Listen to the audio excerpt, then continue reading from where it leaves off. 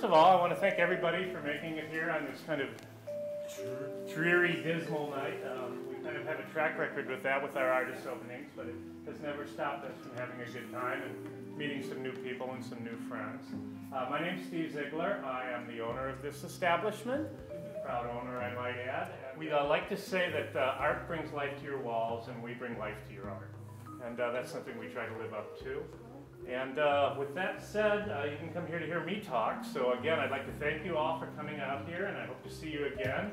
And Gail, if you would do us the honors. Absolutely. Hi, Gail. Hello. Well, I've known Chris for several years, and I've known him as a fellow artist. We've shown together, we've been at craft fairs together, so we've gotten to know each other that way and through our work. Chris was also a student of mine. A good student. Book arts. So please sign the guest book, comments, mailing list, all of it is welcome. And Chris is also an astrologer. And he did an amazing reading for my sister and myself with the whole family there, so he was really on the spot. My sister and I were born on the same day, only 3 years apart, so Chris was finding all the things that were the same and different about the two of us. And he made it a guessing game. So he would say, who's this? And who's that? And the whole family was trying to guess which one of us was who. So it was a lot of fun to do. But as you can see, Chris's work really reflects that love of astrology, and it really shows off his creative spirit. And we here really love working with Chris's artwork because it really pushes us to the next level, and we have to match Chris's creative invention when we do our framing. So with that, Chris Flisher. Thank you very much. Words. Thank you, Gail. That's very nice of you. Thank you. I was wondering what Steve meant when he said he guarantees satisfaction, because I can't get no satisfaction. I've been working on that for a long time. But anyway, people often ask me, you know, what was I thinking? And when I did all this, and that's a very good question because I'm not quite sure. But I do know that I was about 20 years old, and you know, I'm 58 years old, so you can count back to when that was. And it was a time of, you know, experimentation, for lack of a better word. And I was staring at a blank wall one night, and I saw a lot of these things passing by. And, and I think that at the time, I remember always being fascinated by the circular image, and I was always been fascinated by astrology, so the two naturally coalesced very simply. And they sort of disappeared for a long time in my life, and then they came back to me, and this is how they came back. And they came back at a time that was especially relevant for me, almost probably 25, 28, 30 years in the difference, the time between when I first saw them and they came back to me in an artistic format. And during that time, they came back under a time when I was under complete duress and very much a lot of trauma in my life. So they became almost more than just an art, you know, creative outlet. They became friends of mine. They became my healers. They became personalities. Each of them have titles. They each have a story. But I also think that seeing them when I was 20 was like a foreshadow. So you remember, if anybody's seen the movie Slumdog Millionaire, you know how that guy goes through events in his life that eventually put him together at the end. And I think that I was getting a sneak preview back then of what I was supposed to be, because I knew at that time I loved astrology. And the mandalas, to me, even though they are not completely related, they still have a circular flavor to them. And the circular flavor I like especially because it's very womb-like. It's a very maternal kind of characteristic.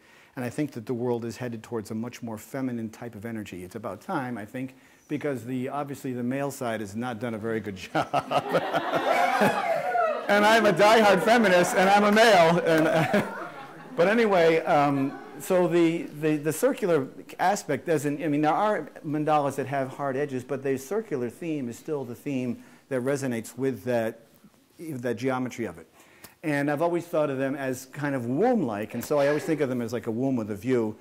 And, but the geometry of it is what fascinated me, and also I was fascinated by the Buddhist characteristic of what a mandala is, because the Buddhists draw them, And they use sand to draw them, and then they sweep them away after hours and hours of making them to show that life is impermanent. And my take on that is that I draw them, and I'm afraid to throw them away, so obviously, but I take a different take on it, and my take is that they are all flawed, because I have a lot of flaws, hard to believe, but I have a lot of flaws, and they're ridden, all of these mandalas are ridden with flaws. So they are not symmetrical mandalas by any stretch of the imagination. They are not what you see computer generated. These are all done by hand, and the angles and the mistakes are all there. I can point to spaces on these mandalas where I dropped a piece of ink, and I said, damn, I've got to repeat that 8 times around the circle in order to make it all work right, because if it wasn't there, then I've got a broken pattern. But I also didn't want to be perfect, so I wanted it, which wasn't hard actually, and I wanted them to have a sense of flow. And my themes they're Hindu, Buddhist, astrological, but I think if I had to have one word that applied to what I do here, it has to do with oneness and the cross-cultural, pan-global themes that really unites all cultures, all creeds, all religions into a symbol of equality. Like in this one, for example, I have a Hindu character in the center, which is the Om symbol, but yet it's surrounded by Chinese characters, which has to do with the elements, and there's other symbols that I put together. So I sort of force these things to be together, and by putting them in the same container, they have to get along, whether they like it or not, because they're stuck in my containers. And so that's what this is all about. They have different names, they all have stories, and I love color, in case you haven't noticed, and they have really been very healing for me. And I found that when I was focused on this stuff, doing this stuff, that I found a remarkable piece of myself, which I think was the real piece of it. So Carl Jung did a lot of work with mandalas. He'd get up every morning, the psychologist, and draw mandalas, or he'd take time drawing them. And they really get you into a very meditative state, and they are very healing. And I think that they are a real report of the soul. So I think that, you know, the astrology map, when a person does an astrology chart, you have all your planets laid out. That is your blueprint for life, I believe. And when you translate that to the artwork, it becomes one and the same. So there's a real correlation there. So that's the method behind my madness. And I appreciate you all coming here on this terrible night. Into each life, a little rain must fall. And I guess it fell tonight. So that's what it is. I'm open to questions. I appreciate you all coming very much. I appreciate your support. And if this can spread a little optimism in the world somewhere, then I'm a happy person. So thank you very much for coming.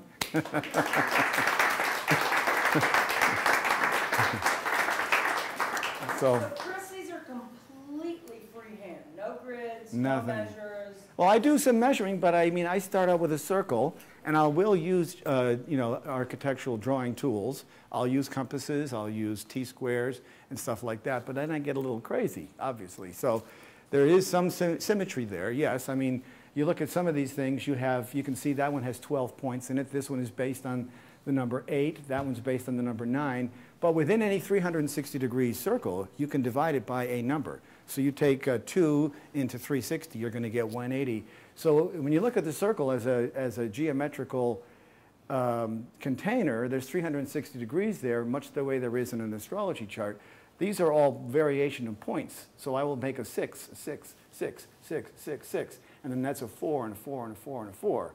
And then from there I'll derive, this is actually one of the ones where that was not a red dot at one time. And so I'm going across this, and I didn't learn back then that I should mask these things, which was pretty stupid. So I'm going across with this red pen full of ink, and these are all acrylic inks, and I had this dip pen, it was full of red ink, and I'm going across, and right there, and I'm like, oh no, what do I do? So I just repeated it. And it solved the problem. But so there's a redeeming quality of a mandala, if anything. So I was able to get around it. But you're right, I do have some element of that, but I sort of just, what I'll do is I'll lay out certain points, and then I'll just go crazy from there. So that's the story of that one. When you first sit down to construct one of these, do you have a mental image of what you want to look like in your head, or do you let the process of doing it sort of dictate the direction that it heads? Yeah, that's a good question, because I sort of start out, like I was looking at this one here, the 9th harmonic. The number 9 was in my head, so I had to come up with 9 into 360 is, what, 40 degrees? Yeah, thank you. Obviously, I was in math class, but this is what I had in my head in math class. But So I wanted that number 9 to be there. So that was part of it, but I had no idea where it was going to go beyond that. So I think I sort of do not have an idea. Absolutely not have an idea what I'm doing at the time. Nor still after when I'm done. I don't have any idea what I'm doing. So, but that's a good question, because I think what I do is I decide on a number of something that, because I often draw on Buddhist characteristics, which is based on the number 8 and the 4 noble truths. So I'll bring those kind of characteristics in. And of course, astrology is based on 12 because of the 12 signs. So there's always a mathematical component in there somewhere, which I find to be somehow logical. So. And talk to us a little bit about color, not to dominate all the questions. Yeah, color. Well, I learned a lot about color by a certain instructor I had when I was at the Boston Architectural College. His name is Paul McMahon, who happened to be here tonight. And he taught me quite a bit about complementary colors, which I naturally knew. I mean, I sort of did this. I'm pretty much self-taught, believe it or not. I didn't do any of this with that, but I sort of went to architectural school after I was doing all this already. But the concept of complementary colors, where you get your opposites together, when you get opposite colors together, they really begin to sing. And it's when because you get the contrast. So when you have a blue next to a yellow, you get that popping sound. When you get the red next to the green, like you do there, things begin to snap. And I like primary colors, and I love color, and I love the gradations. And the gradations you can only get by adding water. So it becomes almost like watercolor with these inks. So in order to go from a red to a yellow there, I have to be able to manage that, starting out with red, and then literally adding water to it, and then getting it to bleed by moving the paper like you do in watercolor. So I'm sitting over a gas stove or with a hairdryer, getting this paper to move, and like this to get the gradients so that they come out right. And some of them, it's not easy, and that's what I like about it, because they don't have that. This is the one where I really went crazy, where I'd start out putting the ink in over here, and then I'd have to get it so it bent in there, and then I have to add the silver in afterwards. So it does become a bit of a chemical challenge, which probably started this process to begin with some sort of chemical challenge. And this is all acrylic prints? These are all acrylics, yes. Some of the prints are obviously prints, but the originals are all acrylic inks. So acrylic inks are not like paints. They have a water-like quality, watercolor quality to them, because they're very fluid, but the pigment is very rich, and so because the pigment is rich, you can put colors on top of other colors, where you can't do that in watercolor, because in watercolor you tend to get mud. In these acrylic inks, you can put greens on top of reds and reds on top of greens, and they'll hold the color. If they dry, you can't mix them together. You wait for the green to dry, then you put the red on top, and it'll stay there. You can't do that with traditional watercolors, because you tend to get mud. So that's why I like the inks. And they're fun. They come in little tiny bottles, and I use dip pens and brushes, and I use them just like I would use paint. So. Have you ever thought about doing 3D? I'm not sure how to do that. My head isn't. Three-dimensional. That one has a little three-dimensional quality, but that's because it's floating, I think, more than anything else. That's more the framing job. And I think that these guys did an amazing job framing. I worked with Gail on these. I did this one. This is called Ball of Confusion, ironically. This is called Samadhi, which is a Hindu term for peace and serenity. This one, Zodiac, and Tabula Rasa were all framed here before I went to an art show down in New York City. And the people in New York were just blown away by the presentation of them, because they brought them to a whole new level. I mean, you look at this sort of this bamboo here, and the red silk mat that's there really makes that stand out much more so. I mean, it made them, I think more prevalent. And so I'm really happy about that. And that was Gail's eye. She worked with me on that, and she really hit a home run on that one, I thought. So that's why and this is the first time I've really put originals out, to be honest. I sort of held these in my home for quite some time, and was afraid to let them out, but I'm an empty nester. So I'm letting my children go for a little while.